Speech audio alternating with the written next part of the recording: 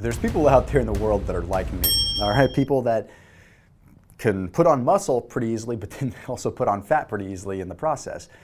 Now, if you're watching this video, you're probably not that kind of person. You're probably the kind of person that's smashing calories, trying to put on weight, trying to put on muscle, but it's just not happening. And you may think, okay, well, this guy puts on muscle easily, so what the heck is he gonna talk about? Well, no, I still know the science, okay, and I help a lot of people when it comes down to this. So let's break down the top foods to eat if you are what I call a keto hard gainer, someone that has a hard time gaining weight. Now, before you turn off this video and you think, oh, come on, this guy's just gonna tell me a bunch of high-calorie foods to eat. That's not the case at all. There is very solid truth behind the fact that if you just smash calories, you won't really even gain the weight, simply because mentally your head's not gonna be in the game. If you just decide, I'm gonna eat a bunch of almonds because they're high in fat, or I'm gonna eat a bunch of peanut butter, and you just load up on that, eventually you're gonna turn off to that, and eventually your body is going to not pull nutrients from that food because you've consumed it for so long. At least that's what some of the theories are that are out there. Now, point is, we've broken this video down in some really unique ways. So rather than just give you 5 high-calorie foods, we've broken it down into 4 categories. Okay, category number 1, definitely calories. Okay, calories are still important. We want high-calorie foods. But number 2 is going to be taste diversity. Okay, there is a lot of evidence that shows that when you have a diverse profile of tastes, it's easier to eat more. Once again, if I put a jar of peanut butter in front of you and I said, hey, you'll gain weight and you'll build muscle if you eat that jar of peanut butter, you might do it once, twice, but then by the 3rd time, you're gonna get bored of that taste. So taste diversity is very important when choosing the 5 top keto hard gainer foods so that you can effectively eat a lot of them. This next one's a super cool and kind of scientific one, and that's fat diversity.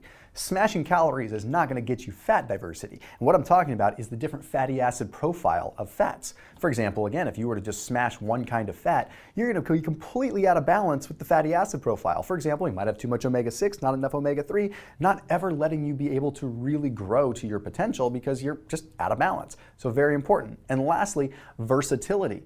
How easily can these calories be incorporated into daily life, really? Can you add them to a salad? Is it easy to take on a plane with you? These things are super important when you look at the functionality. So this is a diverse breakdown of fats, and you're gonna love it. So let's go ahead and let's dive into which fats are best for keto hard gainers. I do ask, please hit that red subscribe button and hit the bell icon. It's gonna allow you to turn on notifications. That way you never, ever, ever miss a beat. We have videos coming out just about every single day, so you wanna turn that sucker on. Number 1, macadamia nuts. Yep, it made the cut. You probably thought it would, but let's break down why. Okay, first of all, 100 grams of macadamia nuts is gonna be over 700 calories. So we already make the calorie mark, 0 questions asked. Then we look at the taste profile. It's a different taste profile than most of the nuts. When you look at the palatability of macadamia nuts, they're much more buttery. So basically, normally with like an almond or cashew or anything like that, you're not getting that buttery taste. Macadamia nuts have a different taste, but also they're different from everything else that is on the list today. So that's, again, what we're after. We're after a different taste profile with each one. But the big one with the macadamia nuts is the fatty acid profile of it. So here's what's important. Macadamia nuts are super high in monounsaturated fats. Very, very good for upregulating uncoupling proteins and getting body heat up so you stay lean. But the most important thing is they are very low in omega-6s. So of all the calorie-rich nuts, they're the lowest in omega-6s, which means you can have a bunch of them without triggering an inflammatory response within the body. Okay. We always want a balance of omega-3 and omega-6s. And if you just smash calories, your omega-6 levels are going to go so high, it's going to stand in the way of you effectively and efficiently building muscle. So macadamia nuts are much better to smash than walnuts, much better to smash than almonds if you're going to eat a bunch of them. Okay, they are definitely something you can get away with eating a ton of. And then when we look at the versatility, tons of different things you can do with them. Okay, add cinnamon to them, add a little bit of stevia to them, add salt to them. You change the taste profile super easily, but also you can just eat them and smash them naturally, or you can throw them on a salad, or you can crust different forms of fish and meat with them. Super, super versatile, especially when you compare it to other nuts because they don't have that skin. Next up is mackerel. Canned mackerel at that. It's the fattiest fish, and we're talking just a simple 7-8 ounce portion of mackerel is again going to give you 700 to 800 calories, okay? The fatty acid profile, second to none when it comes down to omega-3s. very high in the omega-3 fatty acid profile, and since you're normally getting it in a canned form, it's usually pretty stable. Now additionally, mackerel has a different taste. Okay, so it's different than everything else that's listed out. Okay, I could tell you, hey, sardines are number 1, mackerel's number 2, shrimp is number 3. Okay, then you have just these foods that all taste the same. Remember, I'm trying to give you a selection here so that you can bring these 5 different things with you and never get bored. Okay, then we get down to functionality and versatility.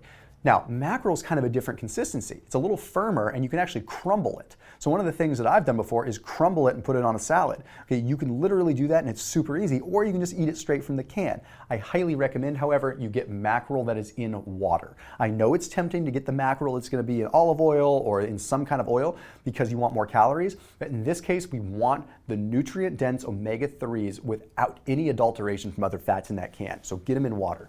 Now this one is one that I do not leave home without, and I have it in my office fridge, I have it in my home fridge, I bring it with me when I go anywhere, and I pick it up at the store if I'm traveling somewhere where I can't bring it with me. Avocado mayonnaise, avocado oil mayonnaise. It's not literally with avocado in it. There are kinds of mayonnaise that you can find at most health food stores these days that are made with avocado oil. Okay, Primal Kitchen does one, for example, and the reason that I suggest this is because 2 reasons.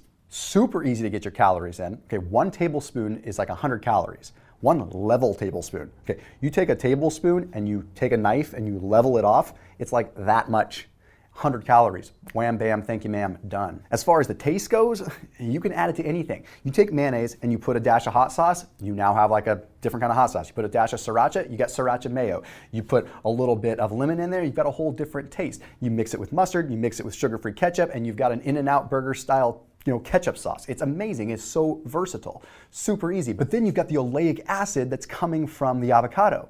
Oleic acid, again, gives you that fat burning effect from the uncoupling proteins. Who doesn't want to build muscle but also still have measures in place to stay lean? You don't want to get fat while you're building muscle. Trust me, I've done it. It sucks. Okay, you want to stay lean. Okay, so this is at least going to give you some compounds that from a genetic downstream method with PPAR is going to allow you to stay lean. And then versatility, don't even need to talk about that. Come on, put it on anything, make a sauce, make a tartar sauce, eat it straight up, mix it with tuna, whatever you need to do.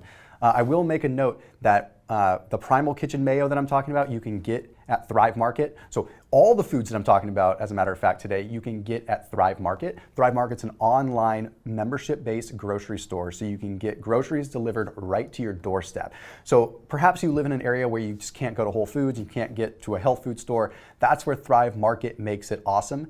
But the even more awesome thing is that I've been able to create specific boxes for Thrive Market. So for example, if you're doing keto and you want the foods that Thomas recommends, you can get my keto box through Thrive. It's all the foods that I would recommend in a single box, and you get it delivered to your doorstep.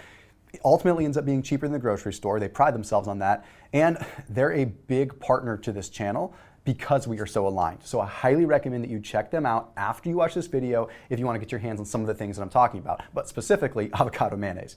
Okay, now we've got one that I think I could say this is probably my favorite one, just because it tastes so dang good. Coconut butter.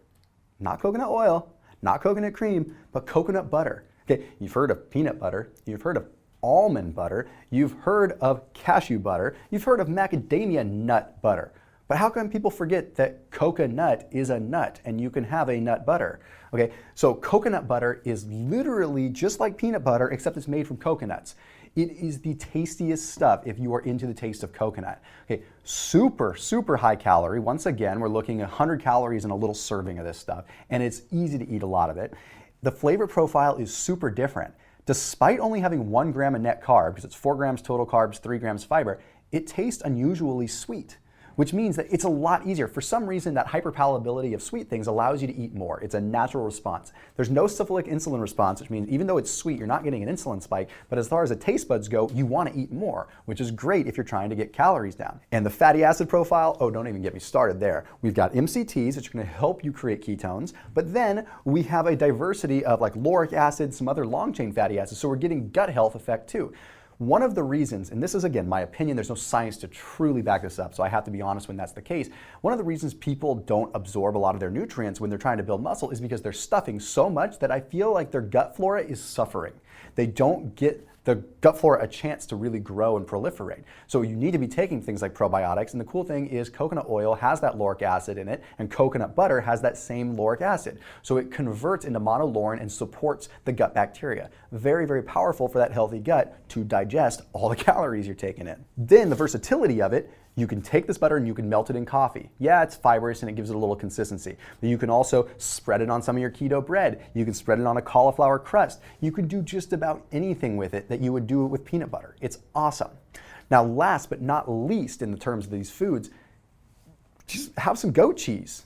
Okay, dairy can make this equation. The nice thing about goat cheese is the fatty acid profile is better because, believe it or not, there is a particular bacteria that is in goat cheese that converts it into MCTs within the body. So rather than just getting low quality fats that come from cheeses, you're getting a fat that converts into a usable ketone fuel. Goat cheese is the holy grail. Now, when you get down even further, you can actually find goat cheese that is in blue cheese form. Okay, blue cheese goat cheese, meaning you have goat cheese that is tasty, high fat, caloric, but then you have blue cheese version of it, which is partially fermented and cultured to the point where it's going to digest easier. I'm not saying you go and find this niched blue cheese, goat cheese. I'm just saying it exists and look for it. But goat cheese is really the one. Okay, taste profile is very unique. Fatty acid profile, even more unique. And then versatility, salads, whatever, spread it. Eat it straight up, whatever you need to do. And here's a hot tip for you. Okay, overall, all these things that I've been talking about can all be applied practically, but one of the things that I recommend is you smash these calories shortly after intermittent fasting. So practice intermittent fasting for 16, 18 hours, then work out, have your protein shake after a workout, then maybe an hour later, while your body is ready to utilize these calories, then you load up and smash your calories, okay? You don't do it all in one sitting right when you work out, right after you work out. You do it a little bit afterwards, but that's the best time to allocate the usage of these calories. So anyhow, I know this was a complex breakdown and more than you bargained for, but at least now you have the science behind you to really make the right decisions, but more importantly, the functionality to make it so you don't get bored. You will gain weight doing this, and hopefully you won't get fat because of the different fat profiles. So as always, keep it locked in here on my channel. Don't forget to subscribe. Don't forget to hit the bell icon, and I'll see you in the next video.